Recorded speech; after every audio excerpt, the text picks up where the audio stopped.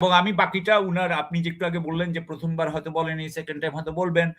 সেটাও আমি আশা করছি যে ভবিষ্যতে উনার আরো পরিবর্তন হবে বলে আমি আশা করছি। এবং উনার তো আসলে একটু আমরা গ্রোথ তো দেখতে পেয়েছি। উনার তো গ্রোথ হয়েছে বলে আমরা মনে করি।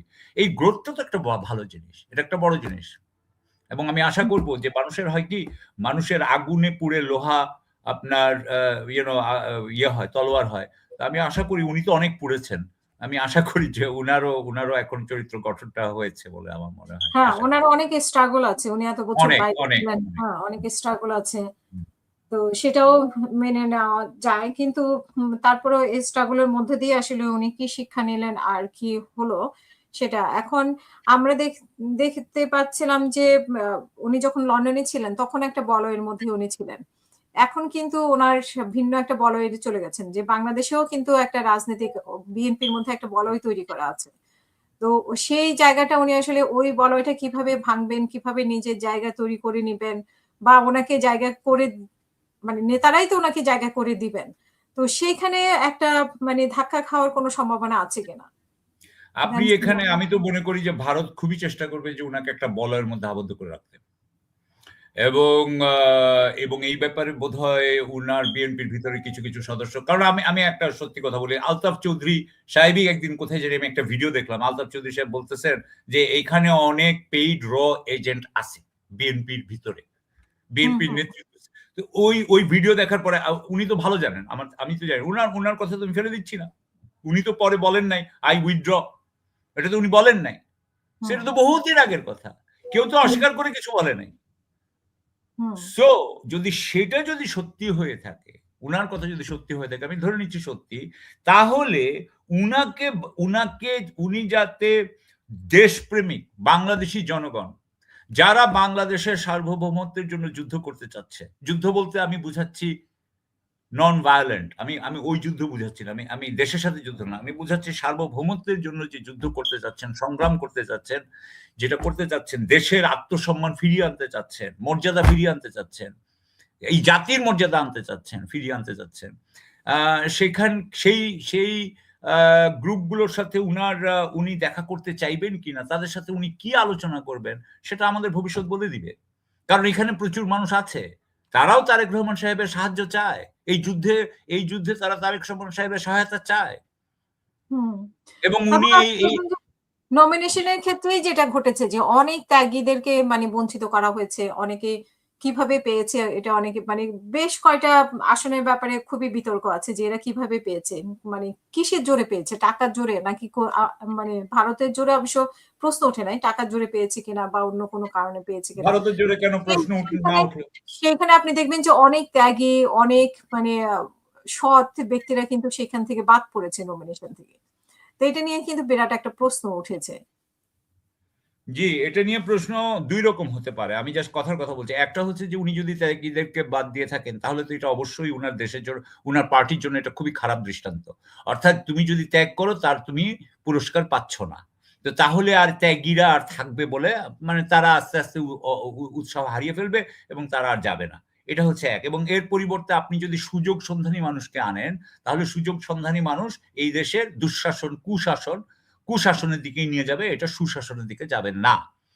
আর হুম, আর ৩য় কথা হচ্ছে যে এটার মাধ্যমে আপনি কি এখন এখন এটা এমন কি হতে পারে যে না উনি আ বয়োবৃদ্ধ যে নেতাগুলো ছিল তাদেরকে দেন নাই, বরং তরুণ নেতাদেরকে দিয়েছেন। কারণ এখন তারুণ্যের জয়-জয়কার চলছে। তরুণ আ দিয়েছেন।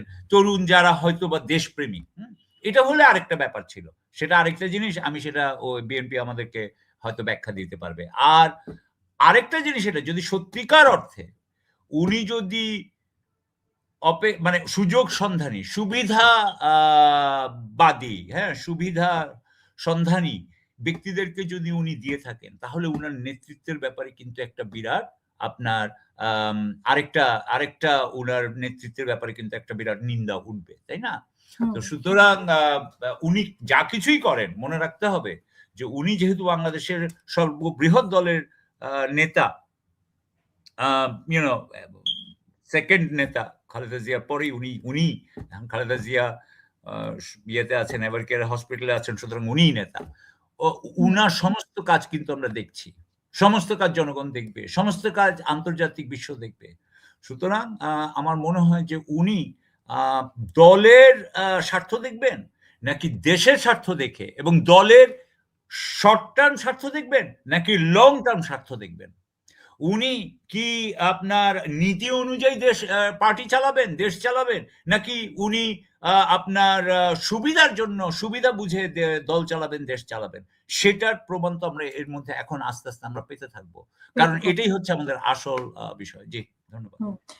ওনার এই যে দেশে আসা নিয়ে ধরেন ওনার ডাবল পাস উনি নিয়েছেন, এটা আমরা দেখেছি।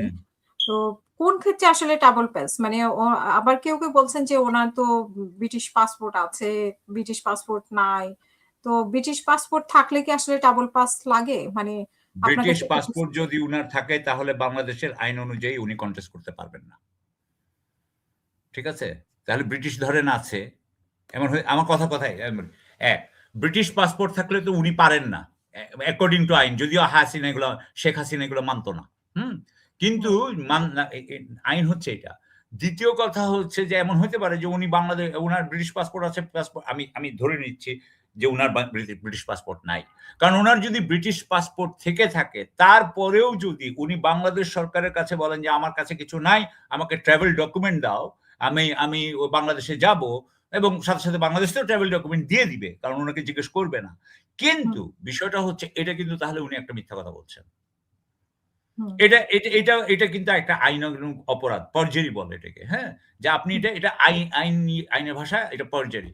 সো আপনি এটা করতে পারেন না। আপনি ওখানে নিচে লেখা থাকে যে আমি বলছি, আমি অঙ্গীকার করছি যে এগুলো আইনত সত্য। হ্যাঁ? সো তার মানে আমি ধরে নিব উনার স্বার্থে আমি ধরে নিব যে উনার ব্রিটিশ পাসপোর্ট নাই। যেহেতু উনার ব্রিটিশ পাসপোর্ট নাই, উনি ট্রাভেল ডকুমেন্ট দিয়ে এসেছেন, এখানে কয়েকদিন থাকবেন। আমি তো শুনলাম যে উনি আইডি নিবেন। আইডি নেওয়ার পরে তো আইডি নিলে তো এখন তারপরে তো আবার পাসপোর্টের একটা ইয়েও শুরু হয়ে যাবে, তখন আমরা দেখতে পাবো আর কি। সো আমি এখনো জানি না। এই ব্যাপারটা উনিও পরিষ্কার করেন না, এটা নিয়ে অনেক তর্ক বিতর্ক হচ্ছে, বাট ওনার দল থেকে বা উনি কিন্তু পরিষ্কার করে কিছু বলছেন না। যাই হোক, আরো একটা ব্যাপার কিন্তু আছে, হ্যাঁ, একটু জিনিস আমাদের দেখতে হবে যে উনি কিন্তু রাজনৈতিক আশ্রয় ছিলেন ব্রিটেনে। রাজনৈতিক আশ্রয় মানে কি? রাজনৈতিক আশ্রয় মানে হচ্ছে যে রাজনৈতিক কারণে বাংলাদেশ ওনার জন্য নিরাপদ না, রাইট? সো তাহলে উনি এখন এসে গেলেন বাংলাদেশে, তাহলে উনি বাংলাদেশে তো নিরাপদ, মানে ধরেন কথার কথা উনার এই নিরাপত্তা বেষ্টনী সহ উনি নিরাপদ আছেন, তাহলে নিরাপদ থাকলে উনি রাজনৈতিক আশ্রয় তো উনারা টিকে না, মানে গ্রাউন্ড তো আর থাকছে না। যেই ইয়ে হয় তাহলে তো উনি আবার ফেরত যেতে পারেন না ওইভাবে। হ্যাঁ, উনি বাংলাদেশি পাসপোর্ট নিয়ে আবার ফেরত যেতে পারে, ঘুরতে যেতে পারবেন বা ভিজিট, সেটা অন্য জিনিস, সফরে যেতে পারবেন। উনি কি সেটা চাচ্ছেন কিনা আমরা সেটাও জানি না।